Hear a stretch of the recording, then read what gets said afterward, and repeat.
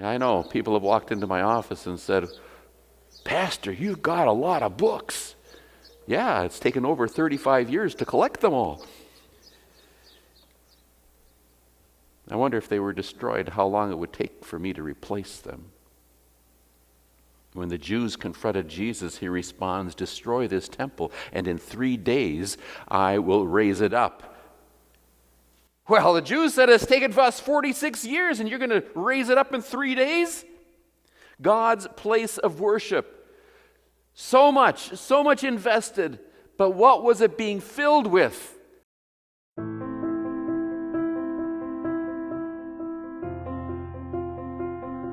Oh, it went okay. Could have been a little better. What I really enjoy is the people that are there and their listening and their attentiveness. And of course, we all struggle with various things in our life that kind of irritate us. And of course, with addictions and things, the Lord will take care of that too when He returns. So that'll be good. And we had visitors all the way from Minot come here, and we have one guy from Missouri that's here. So different people from different places. That's really neat.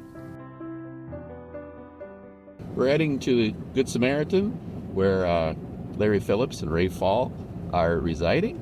We're going to have communion for them today. So on a Sunday morning, you have everybody there. You're trying to address those that are coming and maybe anticipate pastoral issues that are there. But with shut-ins, they can't be here. And so what I tell the shut-ins, you can't be at church, so the church comes to you. And so we do individual communion. Sometimes it's not just one individual. I'll have 2 or 3 if it's in a care facility. There are times that people cannot be in large crowds, either for health reasons or a particular phobia.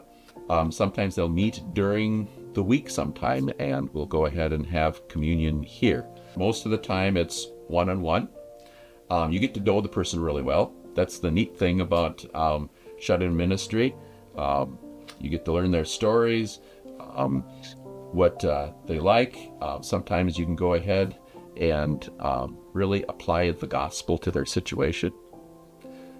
You find out a lot of people are lonely. Currently, we have about 26 shut-ins, have had as high as 34. And so like to spend half an hour to an hour working with the shut-ins. What's very helpful is our church administrator. She's the one that makes the appointments. And so I'll give her some parameters as far as when I could go visit them. And so she schedules it by the hour, usually 2 hours in an afternoon from Tuesday to Thursday, so which is a great time saver because some shut-ins don't hear very well, and so they don't answer their phone. Sometimes they have doctor's appointments, and we got to work around them. How do I manage? How do I work with them? There's sometimes, especially when it comes to like the Easter season and then also the Christmas season, I have asked the Board of Elders to go ahead, if I can go ahead and visit half the shut-ins that month and half another month so that we don't have to visit them all at once. They went ahead and picked up those that I weren't able to visit, and that was very helpful this past year. What does this mean to you to have pastors stop by and see you? I think it's wonderful because I don't get out anymore. And most of my friends here are the same. They don't have a car. We don't leave. And it's wonderful that he comes in. They come in twice a month for communion.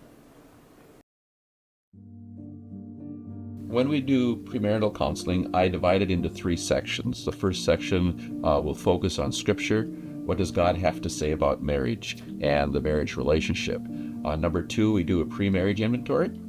And so that'll discuss various areas of their relationship and how they relate to one another. And each one of those will pick out 3 strengths. That's what they're going to need to focus on when they have difficulties in their marriage. And then when times are good, we're going to give them also 3 areas that they can work on, 3 growth areas as well. And the third part of the pre-marriage counseling will be the wedding planning itself. So any fears? Yeah, how people are going to react to God's word. And then what am I going to do with their reaction if it's not positive? There have been situations where the couple have looked at each other and decided, I don't think we're going to get married. That has happened once in all my ministry. But overall, counseling has gone very well and has been a great blessing, I think, for the couples that have gone through here. So how has your counseling experience been with Pastor Jahnke? I've had a really positive experience with counseling with Pastor Jahnke. I am a survivor of domestic violence, and so I had left the church for quite a few years. Pastor was here and met with me every single week. We went through Bible verses because after you go through an experience like that, you're very lost. Basically, he did spiritual CPR, right? He brought me back and helped me come back into the church.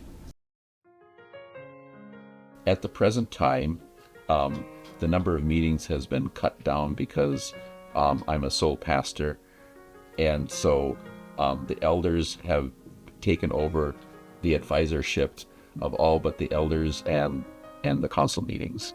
So that's been helpful, and so that I haven't had to focus on the nitty-gritty or just sitting in meetings for an hour to 2 hours, which may or may not have anything to do with what I'm doing.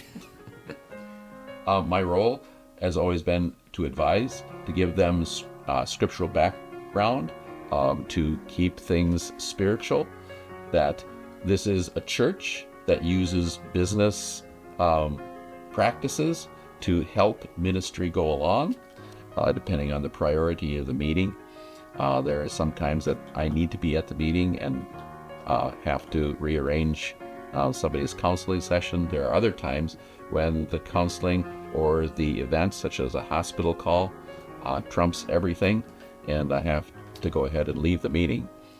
God's people are pretty capable, and that's been very helpful when they're capable people handling situations that I don't have to think about.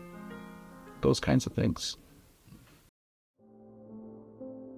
Either a family member, the hospital, or the person himself will give me a call, and then my goal is within 24 hours, I will go ahead and have the first visit with the person. When I'll go up there and see what the situation is, depending on whether or not they're conscious or unconscious, how many family members are there. The goal is to have, first of all, a short devotion with them, and second of all, prayer with them, especially if any concerns that they have or the family has. Sometimes, because of the familiarity with family, we'll talk about other things as well, and that sometimes has to happen at the beginning, just to set people at ease for me being there. Also have to be aware of health personnel, medical personnel, when they need to do their job, because their primary concern while they're in the hospital needs to be taken care of, right? And so both taking care of their physical needs and their spiritual needs are very important. My goal then again, depending on the severity of their condition, within 48 hours, as long as their hospital stay is happening, that's always my goal. That has been very difficult now, only having one pastor. Sometimes because of the busyness or the amount of people that maybe I'm visiting, it ends up being that the second and the third visit will just be a phone call. So how has your experience been with Pastor visiting you in the hospital? It felt very comforting that Pastor would call and actually care to the point where he wondered where I was, because I had several procedures and several surgeries in this last year. Sometimes I was in one hospital, and if I would have called him he wouldn't have been able to track me down that rapidly because during the middle of the night they sent me to another hospital. But this, as soon as we were settled, Pastor was right there and offered prayer, of course, and we actually had service and communion. And then when I was at home, also, he came over, we did service, and very encouraging, uplifting. Part of my Friday mornings during the educational season is to go ahead and have some private time on my Bible study. And so I spend 2 to 3 hours every Friday morning working on it. And then on Saturday morning, I go ahead and clean it up, get the PowerPoint looking good so that we're ready for Sunday morning, and then anything that touch-ups. So during the winter season, there isn't really a full day off, but there are a couple of half days that we take off. Now it's much easier that we don't have our children at home. But what I shoot for is that Fridays are my day off. Sometimes that doesn't happen because just the way the week falls, but I try to protect my Fridays pretty well. And then Saturday afternoon would be another time that I would reserve for personal time, being with my family, visiting, and how that all works out would just have to be flexible. I'll go ahead and sometimes meet them in the grocery store, come around the corner and, oh, hello. There's sometimes people don't recognize me because I'm not in my formal wear. So I'll have to greet them, or, oh, Pastor, I didn't recognize you in blue jeans. I would say overall, people outside the congregation, or outside of the church, at least once a week, if not 3 or 4 times, depending on where I'm at and where I'm going. The first thing I do is I look for the propers of the day. And so they're divided up into 3, the Old Testament, the Epistle, and then the Gospel reading. I look at them, and then I'll also look at the other parts of the propers, the intro, the gradual, see if there's any material there. And then I go through a whole process. If I could take the sermon and put it into one sentence, this is the sentence that it would be. And then I go from there, I go ahead and outline, and then write out my whole sermon, both Hebrew and Greek, work with them to various degrees, depending on what the sermon topic is and how difficult the text is. Or if there's an interesting word, might go down a rabbit hole once in a while, and that's what happens with all these books. There's lots of rabbit holes in here. Sometimes there are competing ideas that I think that people would be interested in, and because of the flow of the sermon, I have to choose one direction or the other. There are times when, get through halfway through the sermon, boy, that was a really good idea, and then there's nothing there. So I got to start over again. Other particular problems. Yeah, come Saturday morning, read through the sermon, and that's awful. So you got to start over again. I do hang on to my old sermons because sometimes there's a kernel of an idea that maybe I didn't get to work with on that Sunday, but I'll get to expand at another Sunday. There are times in history where I have gotten into, time management trouble, and had to go back to what my vicarage pastor would call the barrel. And those file cabinets out there are my barrel. I don't go back to them very often, or I use them exactly the way they were, because I'm hoping that I've improved over the years, and sometimes there's just things that, no, I wouldn't say it that way today anymore. Besides, our culture has changed over the past 35 years as well, and so you'll address different issues along the way. We are all about growing and filling. We spend our lives doing it. The church is not a business in itself. It is about people helping people. It is about the Lord coming and giving His gifts, and that we are the ones to be distributing those gifts. That's really what a pastor is to do, is to make sure that people get God's gifts, right? A mediator of going ahead and hearing what God's people have to say, bringing that to God, and then applying His Word back to that situation.